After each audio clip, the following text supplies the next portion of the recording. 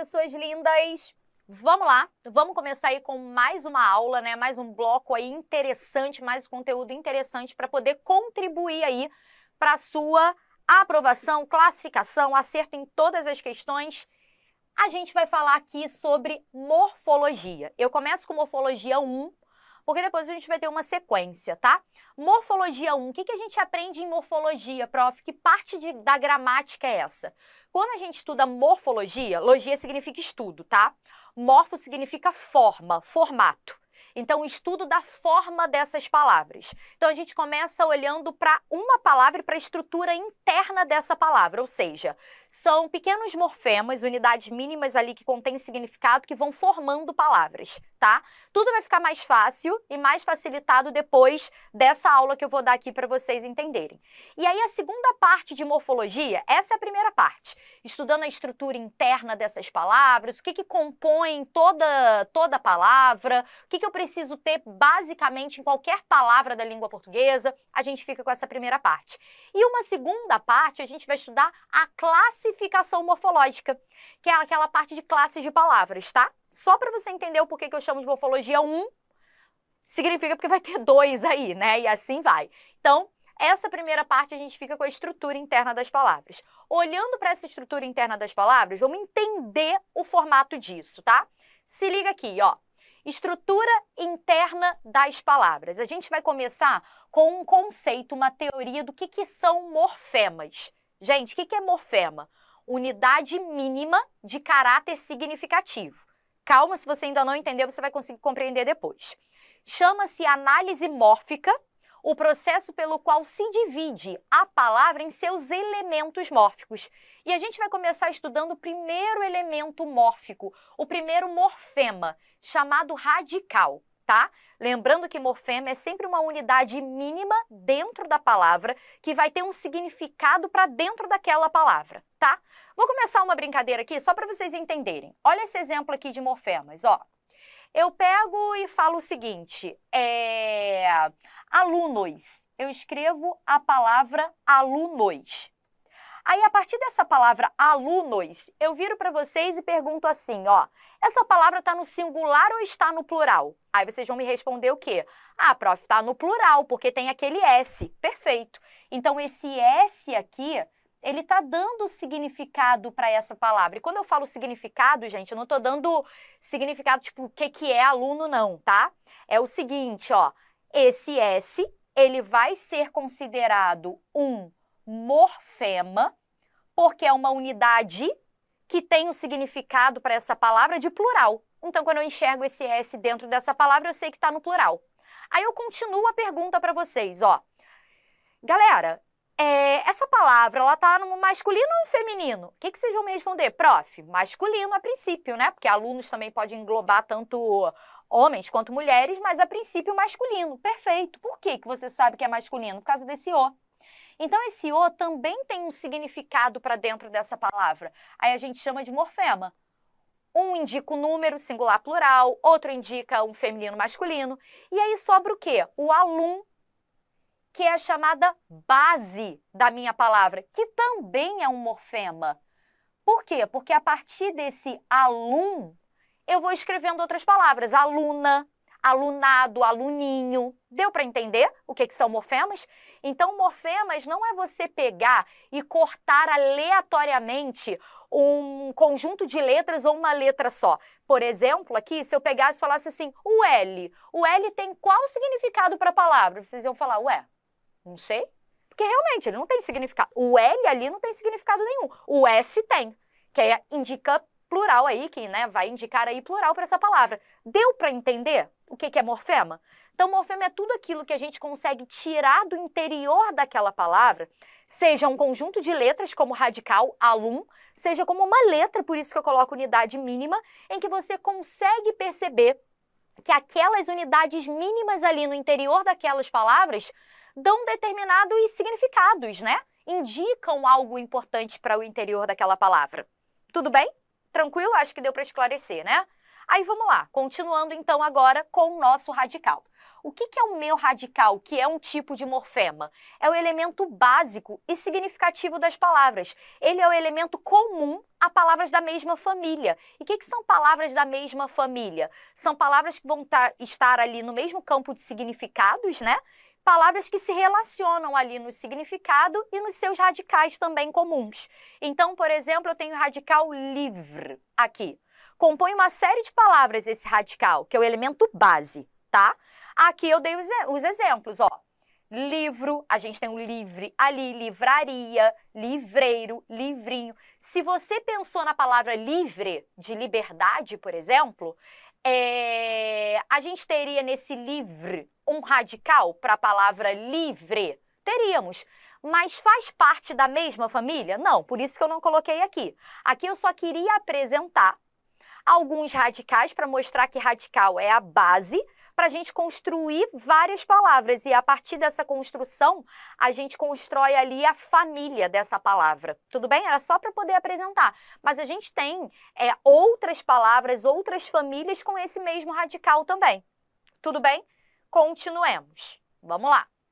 Palavras que compartilham o mesmo radical, como livre ali, né, que originou, outras palavras, como livro, livraria, livreiro, livrinho, livreco também, enfim, por isso que eu coloquei um etc. ali. Palavras que compartilham o mesmo radical fazem parte do mesmo campo semântico, ou seja, possuem significados conectados. Tudo se refere a algo que dá para ler, né? Chamamos aí de palavras cognatas. Isso aqui é uma nomenclatura porque pode aparecer na sua prova e eu gostaria que você soubesse, tá? Então, palavras cognatas, mas nada que você precise se assustar, ficar decorando dia e noite, não. Então, palavras cognatas ou famílias etimológicas são aquelas palavras que possuem radicais comuns, tá? E significados também. Por que eu falei radicais comuns? Porque olha essa palavra aqui, ó, estrela. Onde eu separei aqui é o meu radical, tá? Esse estrelo. Se eu escrevesse, por exemplo, aqui, estrelinha, eu teria o mesmo radical, ó. Eita, de novo, tô querendo colocar até o L, ó. Estrelinha, isso aqui já é um diminutivo, tá vendo? Mas o estrel tá aqui, ó. E se eu escrevesse estelar? Também estelar não tem a ver com estrela? Tem a ver. Prof, vai fazer parte da mesma família, palavras cognatas? Sim, só que com uma pequena modificação do radical. Agora a gente não conta mais com o Rzinho aqui desse radical. Mas é porque sofreu uma pequena modificação, só isso. Então, a grande questão para a gente saber se as palavras pertencem à mesma família ou não é olhar sim para o campo semântico, para o campo de significado dessas palavras. Porque às vezes vai acontecer da gente ter pequenas modificaçõezinhas no radical. Tudo bem? Tranquilo? Mas não deixa de termos estrela, estrelinha, estelar como palavras cognatas que pertencem à mesma família também. E de termos ali um radical claro, tá? Então, aqui eu acabei de apresentar para vocês o que é um radical, que é a base de qualquer palavra. Sim, não existe nenhuma palavra que eu não tenha um radical, por exemplo, que eu não tenha ali uma base, porque senão a palavra não existe. Tudo bem? Então, radical é um morfema importantíssimo para poder compor uma palavra. Às vezes, uma palavra, inclusive, é composta somente pelo radical. A gente vai ver isso. Tranquilo até aqui? Vamos lá, sigamos. Vogal temática. O que é uma vogal temática? É a vogal que, em alguns casos, une-se ao radical. Por que eu falei em alguns casos? Porque nem sempre a vogal temática estará sempre presente como radical, que sempre tem que estar, porque ele é a base de qualquer palavra. A vogal não. A vogal às vezes aparece, mas quando ela está presente, a gente vai chamar o quê? De vogal temática, aquela que se une ao radical, formando uma base para a gente receber as demais desinências. No caso dos verbos, as desinências modo-temporais, número-pessoais, que parecem assustar nesse primeiro momento, mas não se assustem, tá?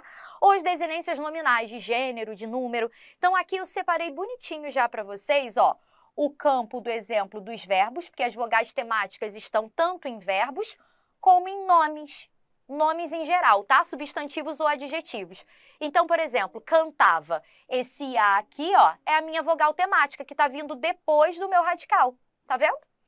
Vendera. Esse E é a minha vogal temática, que vem depois do meu radical.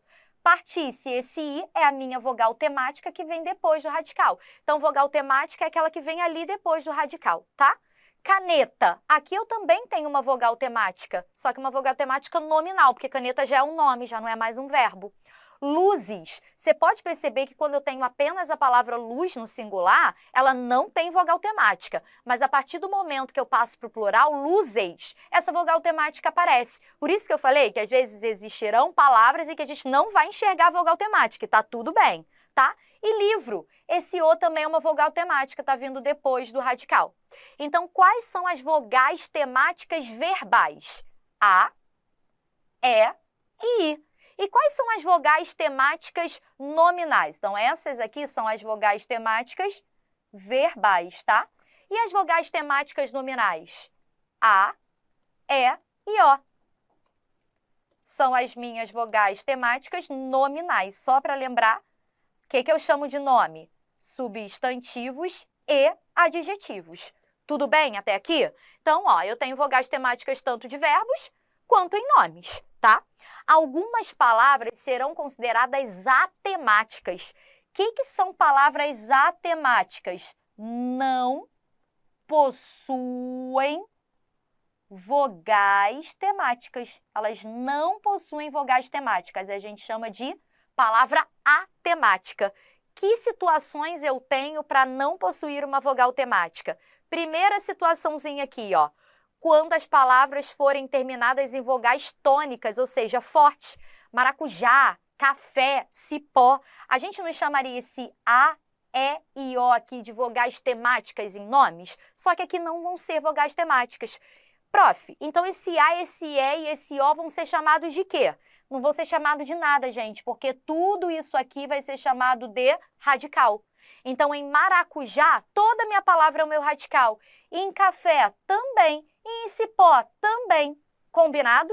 Então, a gente só vai ter a vogal temática nos nomes quando terminarem fraquinhas em A, E e O, como caneta. O N, que é a sílaba mais forte, aquele A ali está na sílaba mais fraca. Então, caneta, luzes, livros, tudo fraco. Quando você perceber que tem um A, E e O acentuado, posso ver assim, mestra? Pode. Um A, E e O acentuado, a gente já vai chamar de tônica, e aí esse A, esse E e esse O nesses nomes já não serão vogais temáticas. Toda palavra será o meu radical e a gente chama de palavra atemática por não conter uma vogal temática, tá? Vamos lá. Segundo ponto em que eu também não vou ter uma vogal temática. Nas palavras, nos nomes, tá? Isso aqui são casos de nomes. Podem perceber, ó, nenhum verbo. Maracujá, café, cipó, saci, bambu, sol, mar, luz. Tudo nome, tá bom? Prof, por quê? E os verbos? Os verbos, sempre que tiverem na sua forma no infinitivo, ou seja ali, cantar, vender, partir, sempre vão apresentar vogais temáticas. Sempre nos verbos, tá? Os verbos na sua forma infinitiva, que são aquelas formas não flexionadas ainda, os verbos sempre vão apresentar vogais temáticas. Por isso que os exemplos que eu estou dando aqui de palavras que são consideradas atemáticas, ou seja, que não possuem vogais temáticas, são as dos nomes, não as dos verbos, tá? Que fique claro isso. Aí, vamos lá. Segundo critério aí, os nomes terminados em I e U, tipo saci, bambu. Então, quando você perceber que você tem nomes aí, né, substantivos ou adjetivos, terminados em I e U, a minha palavra inteira também vai ser radical, gente, vai ser base. Não tem vogal temática aqui também, tá? E terminadas em consoantes também, ó. Sol, mar, luz, novamente, prof, tudo vai ser o meu radical? Isso aí, porque terminou em consoante. Prof, mas cantar termina em consoante, mas isso aqui é verbo, então não conta. A gente está falando de palavras atemáticas nos seguintes casos. Casos de quê? De nomes. Vou até colocar isso aqui, ó. Casos de nomes. Tudo bem? Tranquilo? Para você não confundir lá, ó. Cantar termina em R, consoante, não tem vogal temática. Não, é um verbo. Vai ter vogal temática sim, vai ser o A. Aquilo que vem depois do radical, tá bom? É só gravar o que eu acabei de falar. Nos verbos, no infinitivo, aqueles que terminam em R, sempre vamos ter uma vogal temática. Prof, você falou ali A, E e I. E verbos, por exemplo, como pôr. Cadê a minha vogal temática? Vai ser o ozinho, tudo bem? É porque lá antigamente não era pôr, era poner. E aí o ezinho é que era a minha vogal temática desse verbo. Aí esse verbo foi passando por modificações e o e passou a ficar como o. Então a gente reconhece também a vogal temática verbal desse ozinho aí também. Tá? Eu não coloquei aqui por causa da origem do verbo pôr e dos seus derivados. Tudo bem? Tranquilo? Então o que a gente aprendeu até aqui? Radical. O que é uma vogal temática verbal e nominal? Quais são? E nos nomes, quais são aquelas palavras que não teremos vogais temáticas? Até aqui? Foi, né? Vamos lá, continuando. Tema. O que é um tema? Nada mais é, nada menos é que a união do radical com a vogal temática. Prof, se aquela palavra que não contém vogal temática, vamos raciocinar. Se o tema, pode ser um tema num verbo ou num nome, tá? Se o tema é a união de um radical com uma vogal temática, significa então dizer que aquelas palavras que não têm vogal temática, não tem como formar tema, porque não tem vogal temática e o tema é radical mais vogal temática, perfeito. Se você chegou a essa linha de raciocínio rápido assim, perfeito, é isso aí. Então, nas palavras atemáticas, a gente não tem tema, por isso que elas são chamadas atemáticas. Prefixo de negação a não tem tema. Por que não tem tema? Porque não tem vogal temática para formar um tema, tá? Então, aqui nesse tema, necessariamente a gente precisa ter a união do radical com a vogal temática. E aí a gente tem aqui os exemplos, ó, canta, do verbo, ó. Radical mais vogal temática, eu vou chamar isso de tema. O tema canta se liga ao R para formar o verbo cantar. O verbo será flexionado mantendo sempre esse tema canta, ó. Ele canta, ele cantava, ele cantara, eles cantarão, tudo bem? Então sempre um radical com a união ali, radical mais vogal temática, a gente chama de tema. Prof, só isso? Isso mesmo, só isso. É importante que você saiba a nomenclatura, tá? E aí a gente chega às desinências. Que desinências são essas? A gente tem as desinências do tipo nominais, que estarão presentes nos nomes, e as desinências verbais. Quem são as minhas desinências nominais? São as desinências de gênero, que vai dizer se uma palavra está no feminino ou no masculino, ou uma desinência de número, em que diz que uma palavra está no singular ou no plural. Então, vejamos o exemplo aqui, ó. A palavra é meninas. A indica feminino. Então, a gente chama esse A de quê? De desinência de gênero. Tudo bem? Aqui, ó, a desinência de gênero. E esse S, prof, esse S significa o quê? Plural. Então, a gente chama de quê? De desinência de número. Ou morfema de número também, tá? Professora, e se fosse menino? Aí o O seria minha desinência de gênero. Prof, e se fosse menina ou menino sem esse S? Aí você perceberia que ele estaria o quê? No singular. E como é que você percebe que a palavra menina e menino está no singular? Aí você vai me responder, porque eu não tenho S. Se tivesse meninos e meninas, teria. Então a gente diz, né? A gente chama de morfema zero. Isso aqui, ó. Ó.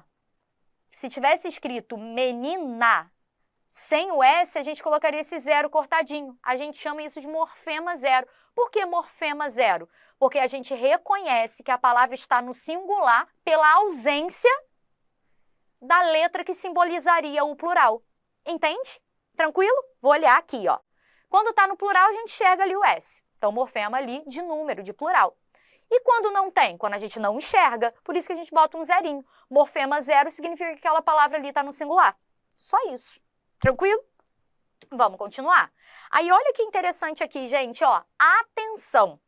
Em palavras como livro, mesa, como saber se esse O ou esse A aqui presentes nessas palavras eu vou chamar de desinência de gênero ou se eu vou chamar de vogal temática? Porque a gente viu que o A podem ser vogais temáticas. Mas a gente acabou de ver que menino, menina, já não era chamado mais de vogal temática. E menino é o meu radical? E o que eu expliquei? Que depois do radical não vinha vogal temática, só que aqui esse A não é chamado de vogal temática, é chamado de desinência de gênero. Como é que eu diferencio, professor, então, uma desinência de gênero para uma vogal temática? Da forma como eu vou explicar aqui nesse atenção, ó. As vogais O e A finais aqui dessas palavras livro, mesa e caneta não são desinências nominais de gênero, visto que não estabelecem a oposição entre masculino e feminino. Prof, o que isso quer dizer? Isso significa dizer que não existe, por exemplo, feminino de livro, não é livra. Ah, qual é o masculino de mesa? Não é meso. Ah, qual é o masculino de caneta? Caneto. Não. Então, qual é a dinâmica? Se você perceber, por exemplo, livro, mesa e caneta, que só existe aquela palavra naquele formato, você vai chamar aquele O, aquele A de vogal temática. Agora, em aluno, menina, aluno, existe aluna. Então, você passa a chamar de desinência de gênero esse O e esse A. Na palavra menina, existe menino. Então, você passa a chamar esse O e esse A de desinência de gênero. Entendeu a diferença? Então, a diferença entre desinência de gênero OA e vogal temática OA estará na oposição masculino e feminino. Quando houver essa oposição masculino e feminino, a gente chama de desinência de gênero. Quando não há, a gente chama de vogal temática, especificadamente para o O e para o A. Combinado? A mesma coisa vai acontecer aqui em palavras como pires, lápis e ônibus. Esse S final está indicando que essas palavras estão no plural, gente? Não, porque eu poderia dizer o pires, o lápis, o ônibus, e está no singular. Então, esse S final também não vai ser intitulado aí de desinência nominal de número, já que nestes casos não marcam oposição entre singular e plural. Então, você precisa saber se a palavra está no singular e plural. Em alunos, por exemplo, o S final já será desinência de número, porque existe aluno.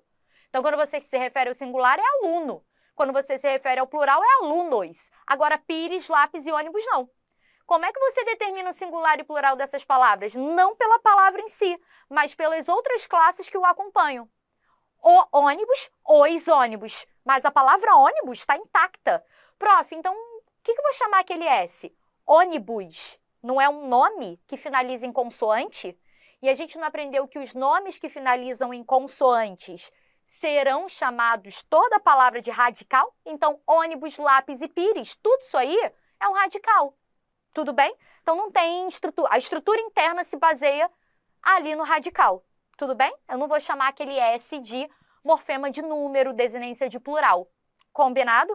Agora, é diferente de alunos. Aí eu tenho alum radical, O, desinência de gênero, e S, morfema de número. Então, sempre você precisa ficar analisando a palavra, tá bom? As desinências verbais indicam o tempo e o modo, a pessoa e o número. Vamos ver um exemplo, porque depois, lá em verbo, a gente vai ver isso com mais calma. Estudaremos. Estude aqui, minha gente, é o meu radical. Esse A aqui é a minha vogal temática. E esse ire, prof, ó, estudaremos. É presente, passado ou futuro, gente? Estudaremos. Futuro. Como é que a gente sabe que é futuro? Por causa desse ire. E como a gente sabe que aqui é um futuro do presente, estudaremos, a gente vai chamar esse ire de desinência modo temporal. Porque a partir desse ire, a gente sabe que é futuro do presente do modo indicativo. A gente identifica o tempo e o modo. E estudaremos. Tá no singular ou no plural? No plural, prof. É nós estudaremos. Mesmo sem sabermos que o nós está aqui, porque não tá, né? O nós aqui. Como é que a gente sabe que se refere ao nós, essa forma verbal? Por esse mois. Significa que esse mois é uma desinência número pessoal. Por que desinência número pessoal? Porque por meio desse mois, a gente sabe que é uma primeira pessoa do plural. Tudo bem? Se tiver ainda muito difícil para você pegar todas essas informações que eu estou te passando agora, não tem problema. Pausa o vídeo, faz as anotações, volta, avança, até que isso tudo faça sentido na sua cabeça. Tudo bem? Vamos lá. Afixos também são considerados morfemas, né, que compõem uma palavra. E aí, eles são os elementos aí que agregam aos radicais ou temas, formando palavras derivadas. Para a gente não ter que ficar criando toda hora uma palavra diferente, a gente pega uma palavra que já existe, e aí a gente vai adicionando da frente desse radical ou depois desse tema, afixos, que são chamados prefixos e sufixos, tá? Então, quando se agregam antes, a gente chama de prefixo. Esse pré indica antes. E quando vem depois, a gente chama de sufixo, tá bom? Que situação é essa? Ó, empobrecer. Você sempre vai atrás da base da palavra, do radical. Então, empobrecer vem de quê? De pobre. Então, eu acrescentei aqui o em, que eu vou chamar de prefixo, o pobre, o meu radical, e o ser é o quê? O meu sufixo, aquilo que vem depois do radical. Então, primeiro identifiquem aí o radical, tudo que vier na frente é prefixo, tudo que vier depois ali é considerado o meu sufixo, tá? Aqui eu coloquei os principais prefixos e seus significados, para que vocês tenham aí as informações, tá? Quais são os principais prefixos aqui e seus significados? O a ou ab, que significa afastamento, ad, aproximação, anti, oposição, tipo antiaéreo, de, separação, ação contrária, negação. Isso aqui é para a gente identificar no interior das palavras, tá? De, separação, movimento para diversos lados, e ou ex, movimento para fora, e ou in, movimento para dentro, pois, de posteridade, pré, aquilo que vem antes, por isso que eu falei do prefixo, sub, inferior, super, superioridade, excesso, e trans, movimento para além, tá? Coloquei uns básicos aqui. E, não menos importante, a gente ainda tem as vogais e consoantes de ligação. Isso aqui, muitos não consideram morfemas, unidades mínimas que contêm significado, tá? Então, aqui eu coloquei, porque a gente está estudando a estrutura interna das palavras, então a gente precisa também reconhecer o que é uma vogal e o que é uma consoante de ligação. Mas não é considerado tipo unidade mínima que contém significado para dentro da palavra. Ah, que indique um radical, que indique um afixo, né, um prefixo ou um sufixo, que indique uma desinência de gênero, de número, desinência modo-temporal, não. Para que então serve uma vogal e uma consoante de ligação, prof? Se não é considerado uma unidade mínima que contém significado, um morfema. Para isso aqui, ó, que eu já coloquei. Em algumas palavras é preciso que se adicione uma letra na estrutura dela por questões de sonoridade. Sem esse elemento, a pronúncia seria mais difícil. Então, é uma questão de bom som, gente. Então, olha os exemplos aqui, ó. Gasômetro. Eu tenho a palavra gás e eu tenho a palavra metro. Para não ficar gás metro, a gente coloca gasômetro. Então, a gente une, né, esses nossos radicais aqui, ó, radical com radical, por meio dessa vogal de ligação. Aqui, parisiense, eu tenho a palavra Paris, meu radical Paris, e tenho o sufixo ense. Só para poder mostrar que a gente pode unir ali por meio de vogais e consoantes de ligações, radicais ou radical com sufixo, tá? Então, Paris é um radical e ense é um sufixo. Eu coloquei um i, vogal de ligação. Cafeteira, para não ficar cafeeira, que indica outra coisa, eu precisei colocar essa consoante T, tá? Então, aqui é uma consoante de ligação para ficar ali um novo som e diferenciá-lo ali de cafeeira. Então, cafeteira, esse T é a minha consoante de ligação. E pezinho, pé é o meu radical, em o meu sufixo ali formador de diminutivo, aí eu coloco uma consoante de ligação, que é esse Z. Tudo bem? Tranquilo? Então, a gente chegou aí ao final aí de uma aula em que a gente viu a estrutura interna básica de palavras, em que alguns elementos aparecem, em outras palavras alguns elementos não aparecem, mas aqui eu mostrei todos os elementos que podem compor aí uma palavra para você conseguir compreender aí melhor esse primeiro momento da morfologia, tá bom? Até a próxima! Fala, gente linda, querida e amada por mim! Vamos aí agora dar início à parte ainda de morfologia 1, mas com processos de formação de palavras, tá? Para que existem esses processos de formação de palavras? Para que a gente não fique criando toda hora um movimento de criar novas palavras, a gente pega aquelas palavras que já existem, né, na nossa língua, e a gente vai pegando essas palavras, pega uma palavra, pega outra, junta e forma um novo significado, tá? O nome disso a gente chama de processo de palavras por composição. Isso só acontece com palavras compostas, tá? Então, quando a gente estuda, por exemplo, substantivos compostos, adjetivos compostos, é justamente nessa parte, a gente vai compondo, pegando palavras e unindo. Como funciona esse nosso processo de composição aí? Por meio de dois processos, gente. A formada composição por justaposição e a formada composição por aglutinação, tá? Então, eu tenho composição por justaposição e composição por aglutinação. O que é uma composição por justaposição? Olha o nome. Justaposição. Posição justa. O que significa posição justa, prof?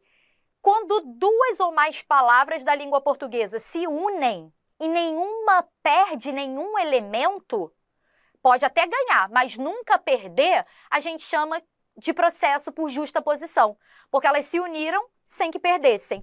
Então, a composição é um processo que consiste em associar duas ou mais palavras ou dois ou mais radicais para formar uma nova palavra. A primeira justaposição é que essas palavras se unirão sem que sua estrutura seja alterada. Olha os dois exemplos aqui, porque eu posso ter um processo por justaposição de palavra com um hífen e eu posso ter um processo de justaposição com palavra sem hífen. Eu tenho a palavra gira, do verbo girar, gira, e eu tenho a palavra sol, tá? Então eu tenho a palavra gira e eu tenho a palavra sol. Essas duas palavras existem na língua portuguesa. Sei lá, ele gira o chapéu sobre a cabeça dela. O sol tá lindo no dia de hoje. Então eu tenho gira e eu tenho sol. Mas quando eu componho gira, sol, gira mais sol, pode notar que tem até o acréscimo do S, tá vendo? Para não ficar girasol. É só por uma questão de pronúncia. A gente chama isso até de quê? De consoante de ligação, tá?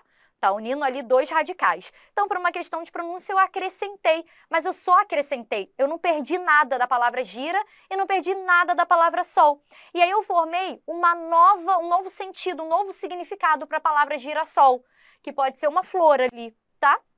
Então, isso eu chamo de composição por justaposição. Uni dois radicais, não teve perda nenhuma desses radicais e eu uni um novo significado de uma nova palavra. Composição por justaposição. Cor de rosa. Eu peguei a palavra cor, eu peguei aqui, ó, na verdade, eu peguei a palavra cor, peguei a preposição de e peguei a palavra rosa. E inventei o quê? Cor de rosa, com hífen ali, tá? Isso também acontece, por exemplo, com a palavra pé de moleque. Eu tenho a palavra pé, eu tenho a preposição de e eu tenho moleque.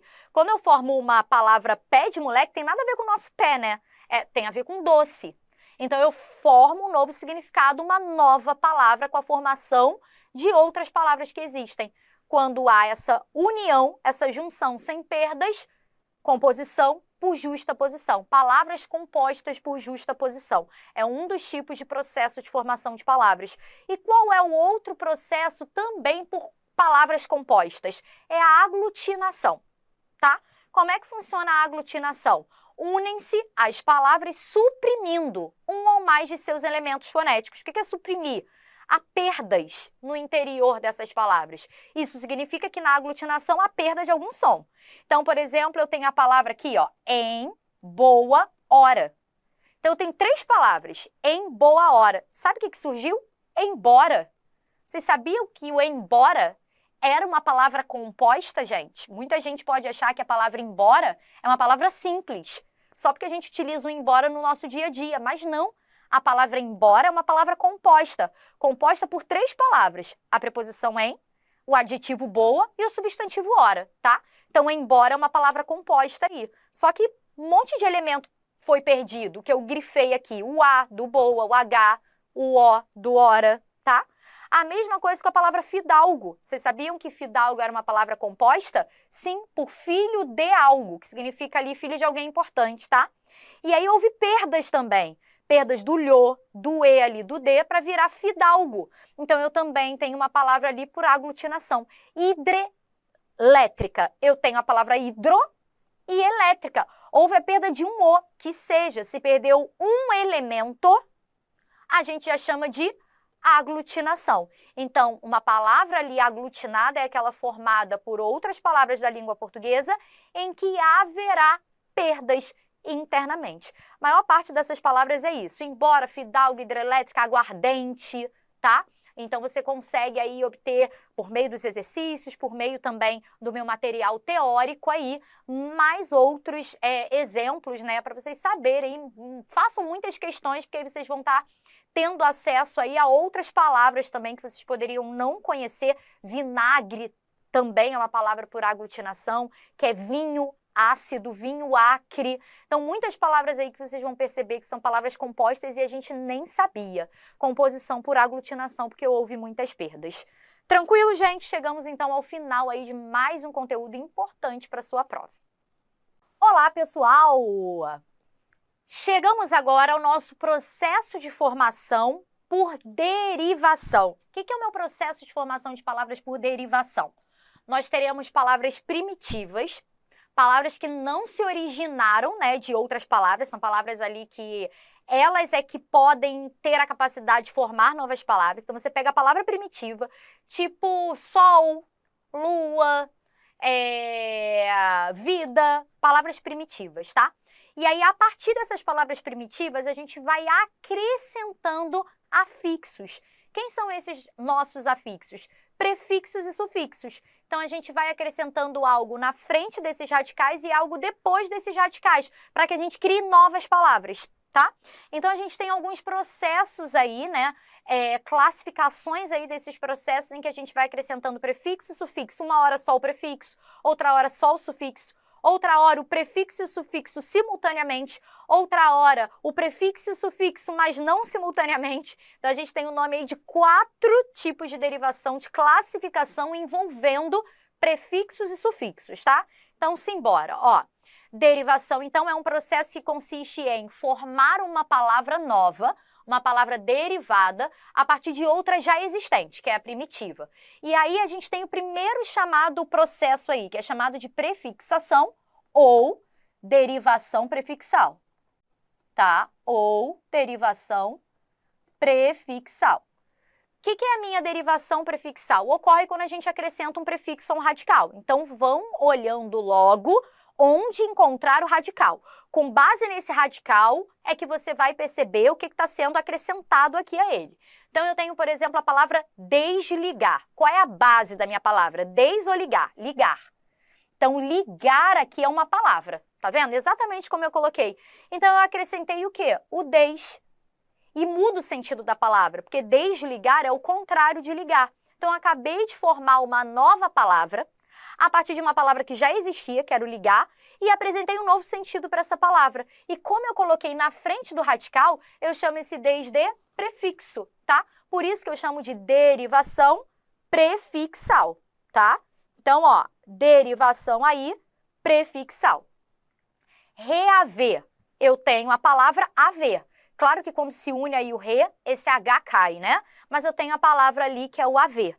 E aí eu acrescentei o quê? O prefixo re a essa palavra haver. Então eu chamo de derivação prefixal. Então, tanto em desligar quanto em reaver, eu tenho derivações prefixais.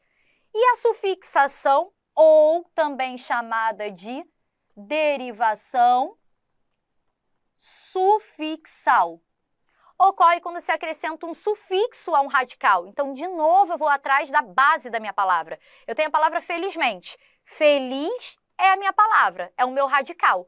Eu acrescentei o meu sufixo mente.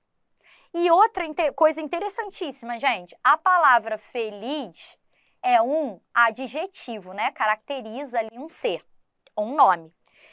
E quando eu coloco felizmente, acrescento esse meu sufixo, eu acabo modificando a classe gramatical dessa palavra, que passa a ser um advérbio. Então, olha que interessante. Prof, é justo dizer que todas as vezes, então, que eu acrescento um sufixo a uma palavra, eu altero a classe gramatical dela? Não, não quer dizer isso, tá?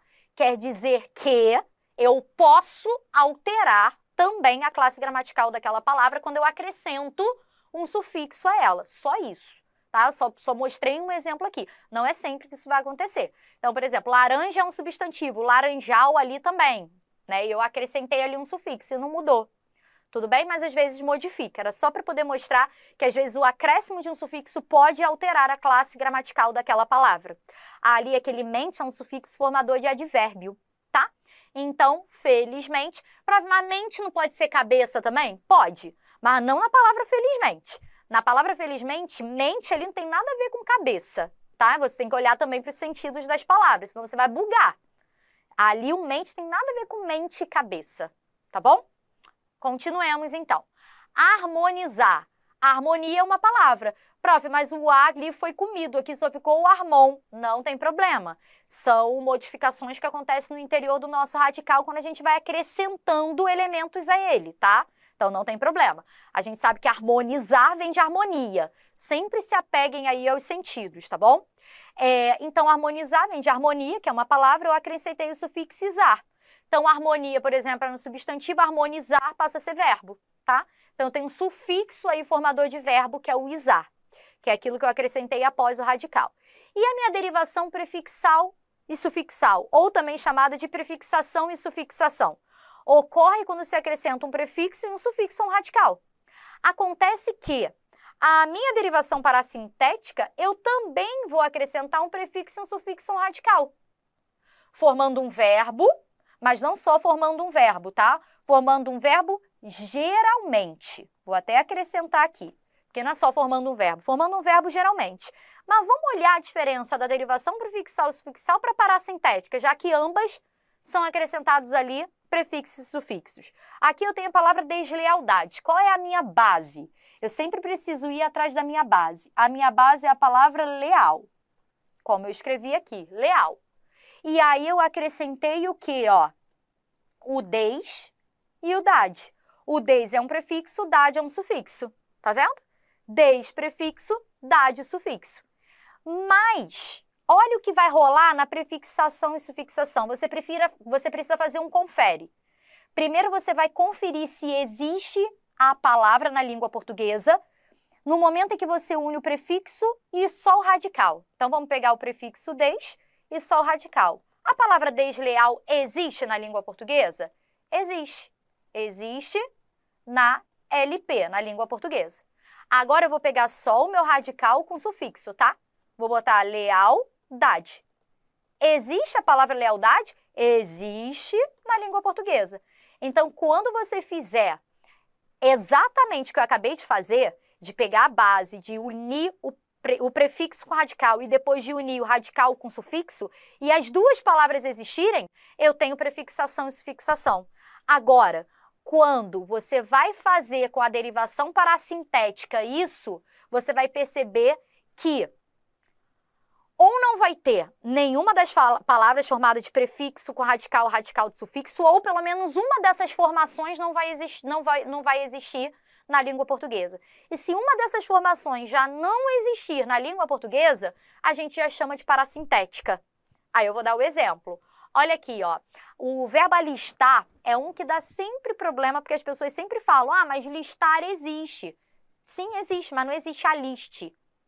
Ó, a palavra é lista, tá vendo? É uma palavra. Eu coloquei o prefixo a e o sufixo ar. Aliste existe? Não existe aliste na língua portuguesa. Aliste não existe. Existe aliste-se do verbo alistar, mas aliste não. E aí, à medida que eu já não tenho o aliste ali, aí eu já tenho a parassintética, já não tem. Prof, e o listar? O listar até existe, mas não com a ideia do alistar. Vocês entendem que o significado é diferente?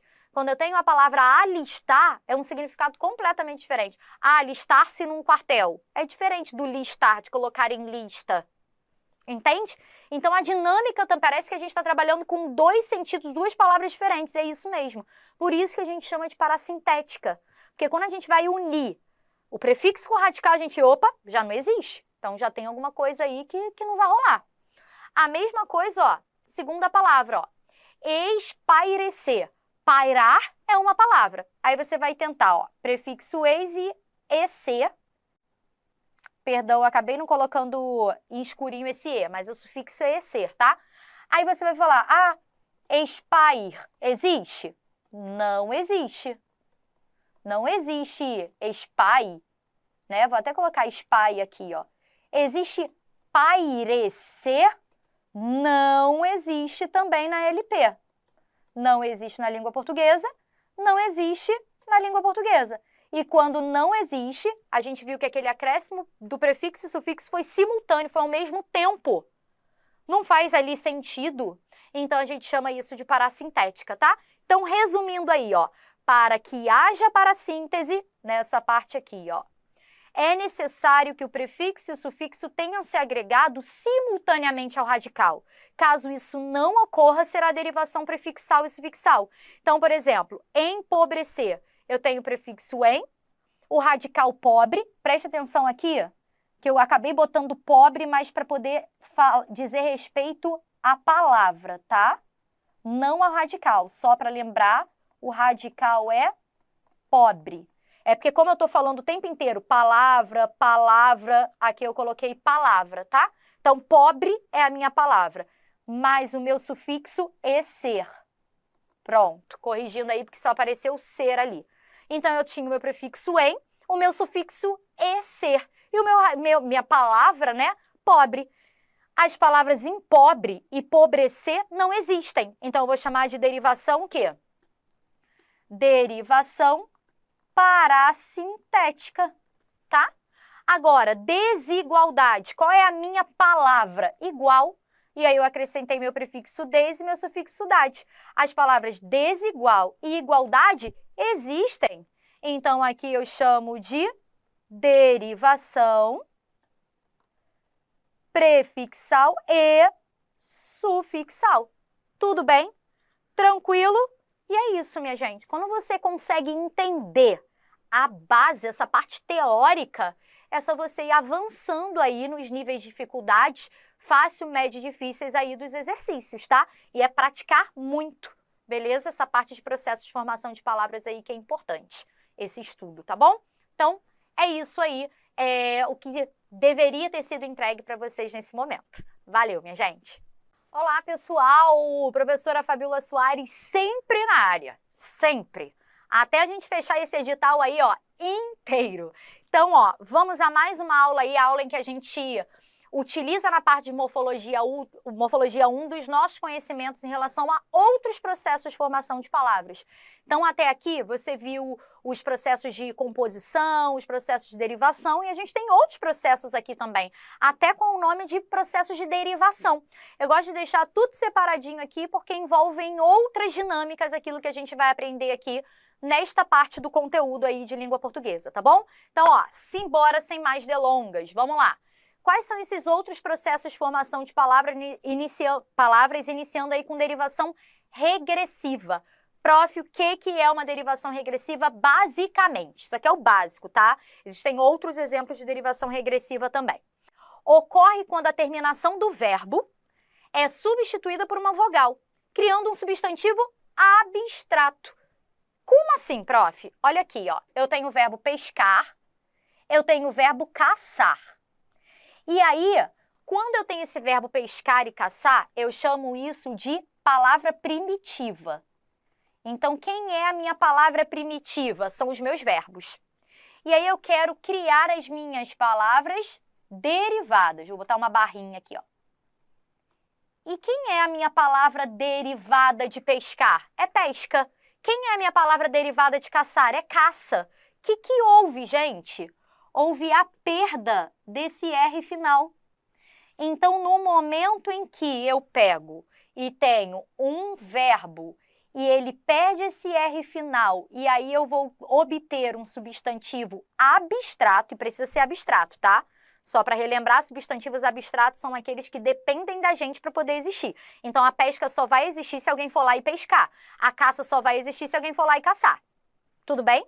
Então, quando eu tenho isso, ó, de verbo que perde o R e tenho ali uma palavra derivada que é um substantivo abstrato, a gente chama de derivação regressiva. Olha a diferença.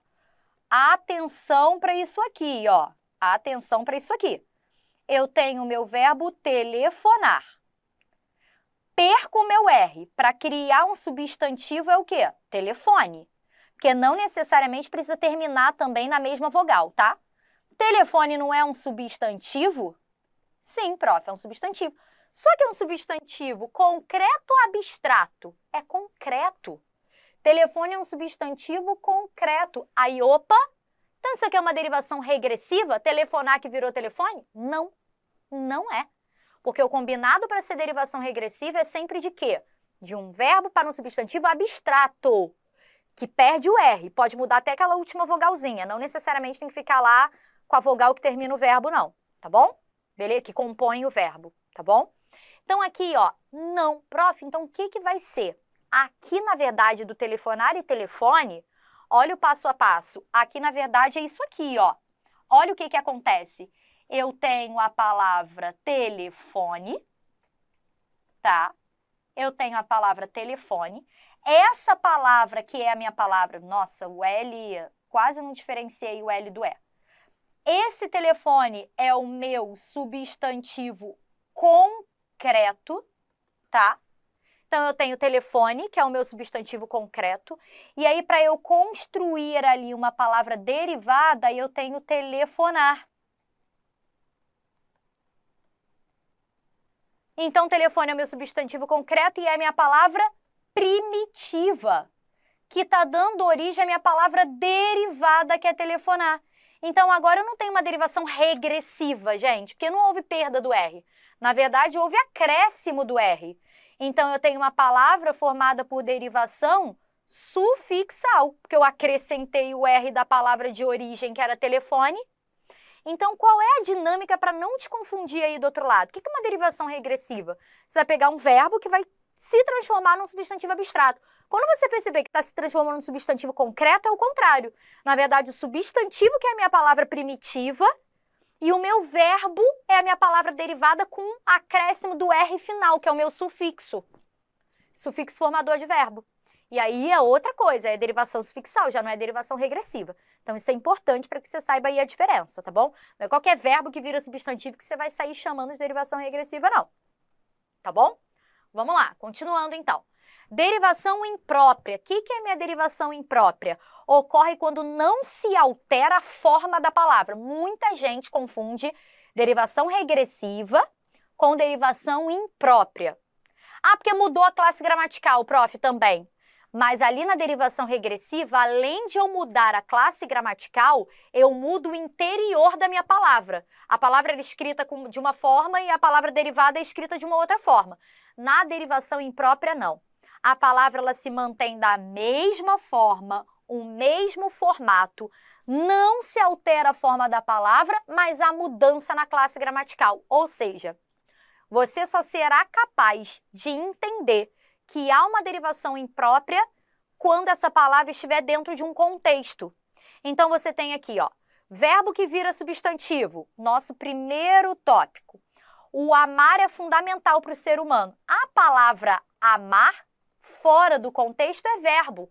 Mas à medida que eu coloco um artigo aqui na frente, ó, o amar é fundamental, passou a ser substantivo. Então, a palavra amar ali é uma derivação imprópria. Porque fora dessa frase, a gente conhece amar como verbo, mas dentro dela está como um substantivo. E a palavra amar ficou intacta, tanto sendo verbo como sendo substantivo, entenderam?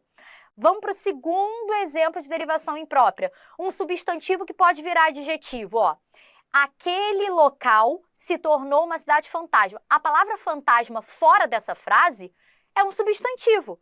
Só que aqui dentro se tornou uma cidade fantasma, o fantasma está caracterizando cidade, está dando características para a cidade, tipo aquela cidade que não tem ninguém. Então, fantasma fora daqui é um substantivo, mas aqui dentro é adjetivo, derivação imprópria. Os jovens podem mudar o mundo, um adjetivo que vira substantivo. Jovem, velho, novo, tudo isso são adjetivos fora de uma frase, fora de um contexto. Dentro desse contexto, a gente tem um artigo aqui na frente, ó. E aí, esse jovem que era um adjetivo passou a ser substantivo aqui dentro desse contexto. Derivação imprópria também. Adjetivo que vira advérbio. Ela fala muito baixo. Baixo, alto, são adjetivos, mas dentro desta frase aqui, ela fala muito baixo, é um modo como... Quase não saiu. Ela fala muito baixo, é um modo como ela fala. E se é o modo, é um advérbio. Então, dentro desse contexto, baixo está funcionando como um advérbio. Mas fora dele, ele é um adjetivo em geral.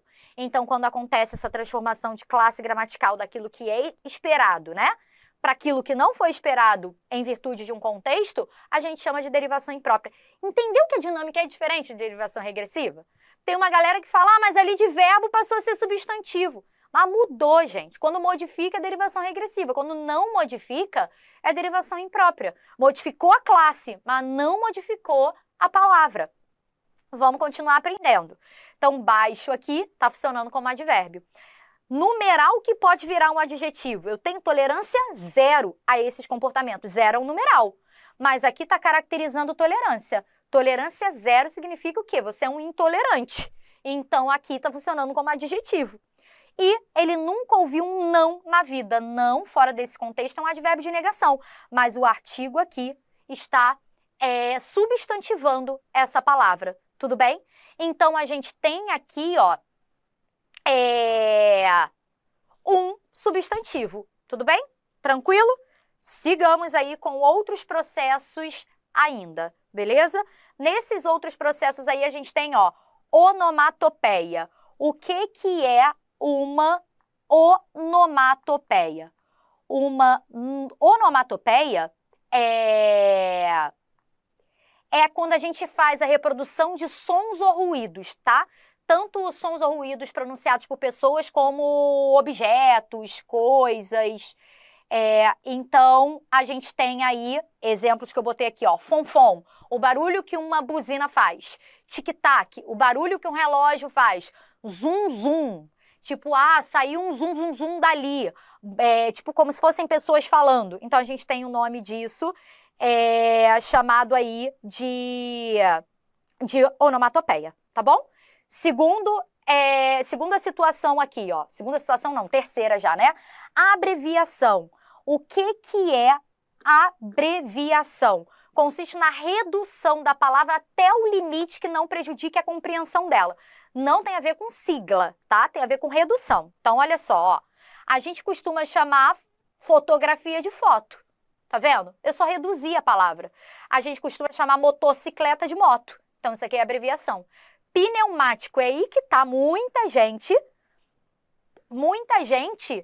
nem sabe, muitas vezes, que pneu, na verdade, é pneumático. A mesma coisa o próprio cinema. A gente chama de cinema, mas é cinematógrafo ou cinematografia, que vira cinema, que ainda pode reduzir ainda mais, que vira cine. Então, a gente vai reduzindo. A gente chama isso de abreviação ou redução, que a gente vai reduzindo a palavra. Tipo Zé, que era José. Então, a gente vai reduzindo. Tudo bem?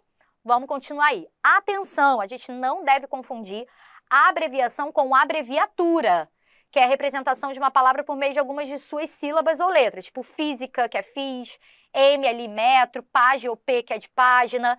Isso aqui é abreviatura, isso não é abreviação, tá bom?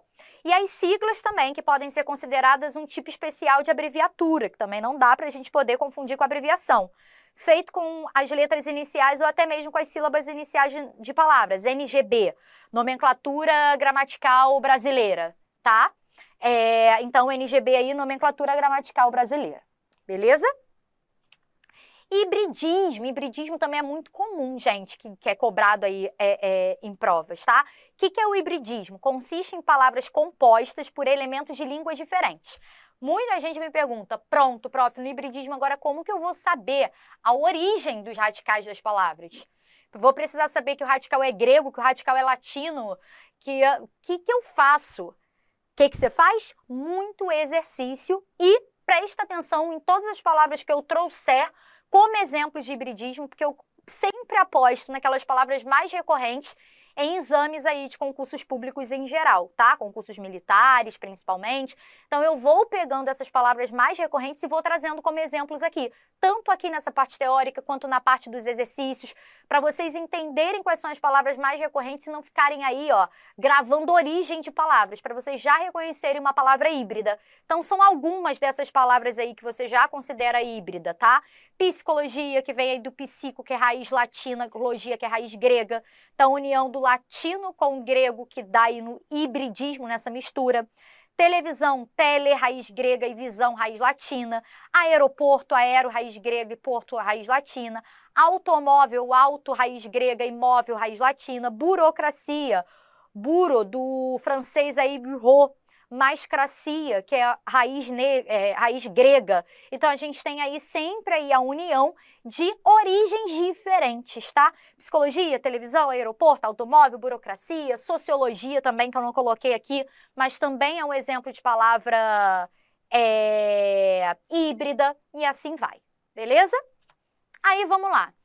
Estrangeirismo e aportuguesamento, para a gente já chegar ao final aí desse nosso conteúdo. Há outros dois processos que você precisa prestar atenção: o estrangeirismo e o aportuguesamento. Não se trata de um hibridismo, mas de um processo de importação de palavras.